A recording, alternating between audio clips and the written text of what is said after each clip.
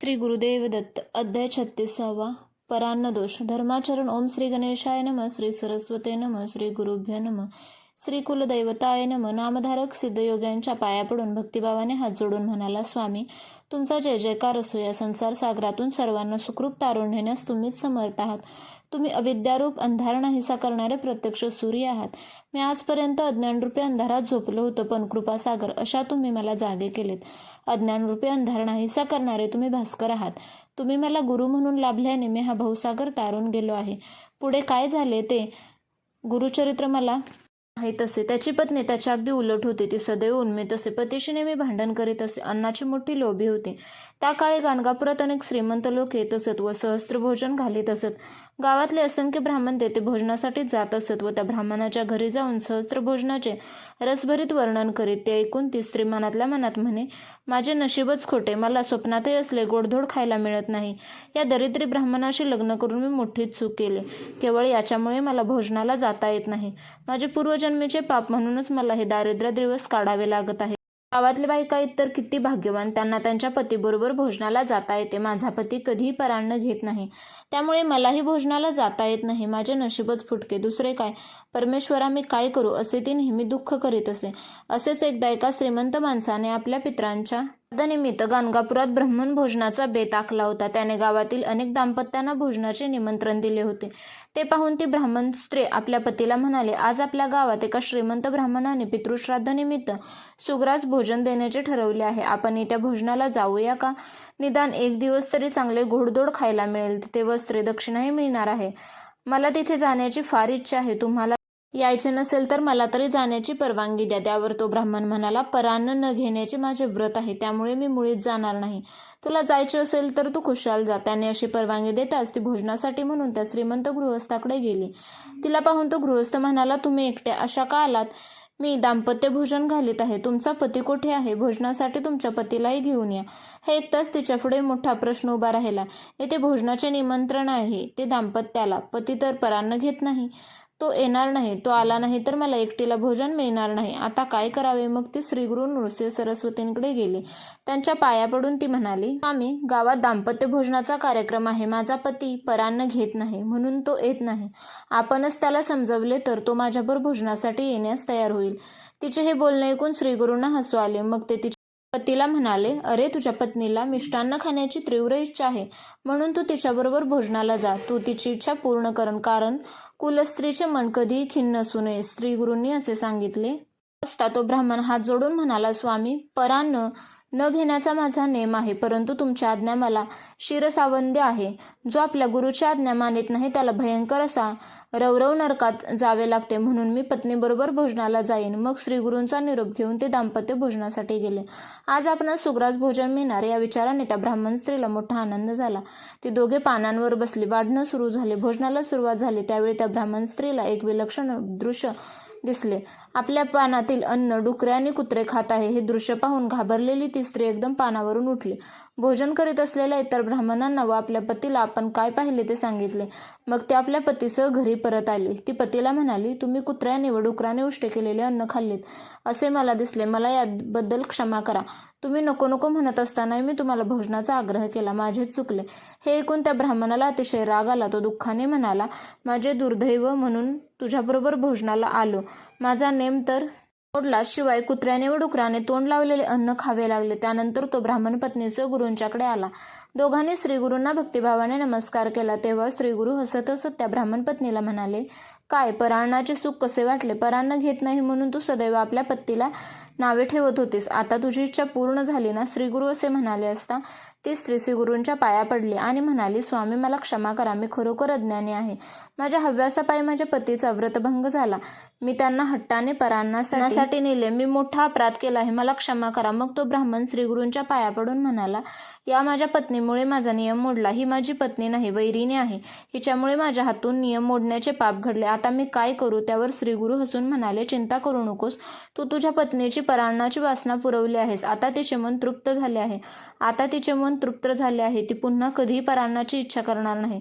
शिवाय तू तिकडे भोजनासाठी गेलास तो आमच्या आज्ञेने, त्यामुळे तुला कसलाही दोष लागणार नाही. आता मी तुला आणखी एक सांगतो. जर एखाद्या ब्राह्मणाला श्राद्ध कर्माच्या वेळी योग्य ब्राह्मण मिळाला नाही, त्याचे ब्राह्मणाअभावी कार्य अडून राहिले तर तू त्याच्याकडे भोजनाला जावेस, त्यामुळे तुझ्या हातातून धर्मकार्य घडेल. पण अशा वेळी तू गेला नाहीस तर त्याचा शाप तुला लागेल. श्रीगुरूंनी असे सांगितले असता त्या ब्राह्मणाने श्रीगुरूंना साष्टांग नमस्कार घातला व कोणाकडे अन्न घ्यावे, कोणाकडे भोजनात जाऊ नये असे विचारले असता श्रीगुरू म्हणाले, कोणाकडे भोजनाला जावे ते प्रथम सांगतो, ते लक्षपूर्वक ऐक.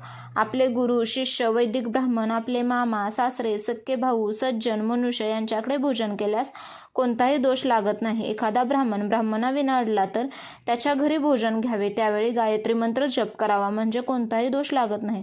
आता अन्न वर्ज्य करण्याचे घरे सांगतो, त्याचे सविस्तर विवेचन स्मृतिचंद्रिकेत केले आहे. ते खूप मोठे आहे, ते मी तुला सारांश रूपाने सांगतो, ऐक. आपल्या आईवडिलांकडून आपली सेवा करून घेणारा, धनलोभी, आपल्या बायका मुलांचे हाल करणारा, गर्विष्ठ, चित्रकार, मल्ल, ब्राह्मण, वीणावादक, समाजाने बहिष्कृत केलेला, याचक वृत्तीचा, स्वतःची स्तुती करणारा, परनिंदा करणारा, क्रोधी, पत्नीने टाकलेला, तामसी वृत्तीचा, कंजूष, दुराचारी, ढोंगी, व्यभिचारी, निपुत्रिक, विधवा स्त्री, स्त्रिया आधी नसलेला पुरुष, ब्राह्मण असून सोनार काम करणारा, अतियज्ञ करणारा, लोहार, शिंपी, धोबी, दारू करणारा, आपल्या चोर, कपटी, पतितांकडून धन घेणारा, सौदागर, देवभक्ती न करणारा, जुगारी, स्नान न करता भोजन करणारा, संध्यावंदन न करणारा, कधी दानधर्म न करणारा, आपल्या पित्रांचे श्राद्धकर्म न करणारा, दांभिकपणे जप करणारा, पैसे घेऊन जप करणारा, दुसऱ्यावर केलेले उपकार बोलून दाखविणारा, व्याजाने पैसे देणारा, विश्वासघातकी, कुलपरंपरा मोडणारा, हिंसक, खुनी, आशाळभूत, परान्न घेणारा, पंचमहायज्ञ न करणारा, घराच्या अन्नाची निंदा करणारा व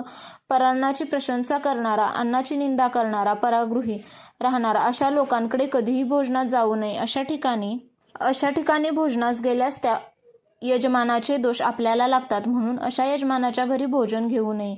त्याऐवजी भूमिदान, सुवर्णदान, गज, अश्व, रत्न दान केल्यास दोष लागत नाही. परान्न घेतल्यामुळे जसे दोष लागतात त्याचप्रमाणे परस्त्रीगमन केल्यास नरकवास भोगावा लागतो. अमावस्येला परान्न घेतल्यास मासपुण्य लागते.